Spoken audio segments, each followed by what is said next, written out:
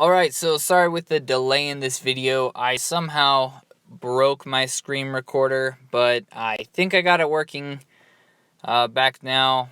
Well, I sure hope so, or else this will be interesting. But here we go. So today's video is going to be on Voidcaster. So Voidcaster is a focus backline attack hero. Really interesting balance of skills. He is an attack hero, but doesn't seem terribly powerful as far as his attack stats, but his attacking skills he has are really kind of cool. So stats-wise, 600 attack, but he is a 4-star, so you're going to have to take that into account.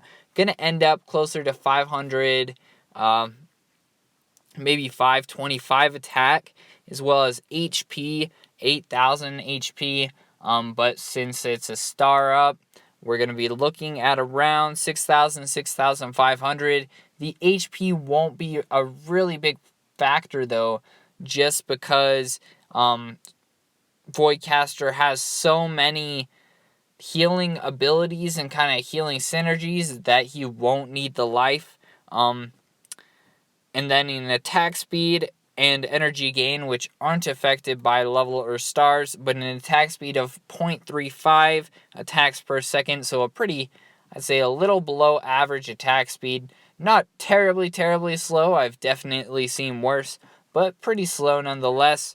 An energy regeneration of 8 energy per second, so it's going to take him about 13 seconds to be able to fire that white skill on full charge, because however, Shrivel is a channel skill and doesn't have to be at 100% energy in order to use it. If you've seen Highwayman's or Spellbinder's main skills, Voidcaster's work in the exact same way. So what his skill does is it targets the enemy with the highest threat, dealing a bunch of penetrating damage per second. Now notice this does scale with the level, stars, gear level he's at, as well as the skill level. So it targets the enemy with the highest threat, dealing a bunch of penetrating damage per second, and then grants Voidcaster about 370 regeneration per second while the skill is channeling.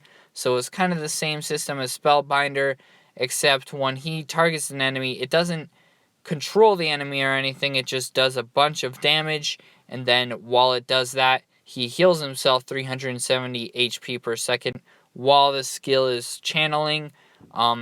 Since it is penetrating damage, it ignores any shields the enemy may have, so this is really good for countering little combos like Howling Claw Barbarian, where their shields would constantly being triggered, just because Shrivel absolutely ignores the shield and damages right through it.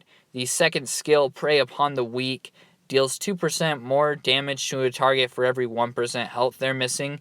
So let's say an enemy has 50% of their health left. So all attacks by Voidcaster, anything he does, deals twice as much damage now. So it's kind of for every percent of HP the enemy that he's attacking is missing, he gets a 2% attack boost, which is really nice. Really helps him, prey upon the weak. Anyone who's about to die is just getting super closer because of Voidcaster. This is a skill that depends on you having it leveled up to the maximum level in order to make sure it triggers, or else there's a chance to fail.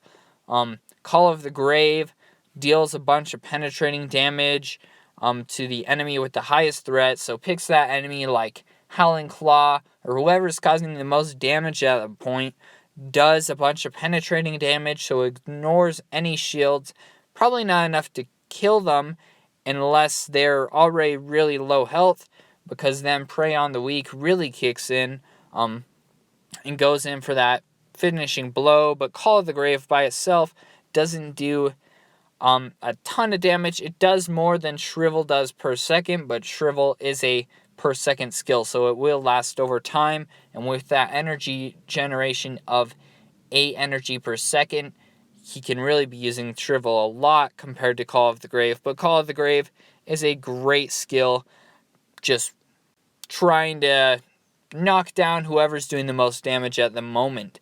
And then this last skill, really, one of the only other heroes I've seen with it is Hex Witch, but it's Lifesteal. Receives 70% of damage done as healing. So this has a chance to fail against enemies above the level of the skill.